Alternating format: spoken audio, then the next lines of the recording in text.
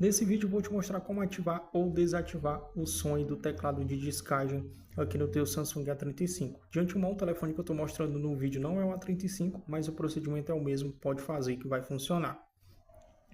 Para fazer isso aqui é bem simples, você vai arrastar a tua tela aqui para cima, vai clicar nessa engrenagem de configurar, aqui você arrasta para baixo e clica em sons e vibração, aqui você pode clicar na opção som do sistema e aqui vai ter a opção de teclado de descagem. Você pode clicar para desativar, se ele tiver assim está ativado, e clicando novamente você desativa, beleza? Basta clicar aqui para ativar, clicou assim você já desativa. Já deixa o like aí no vídeo, se inscreve aqui no canal e tamo junto!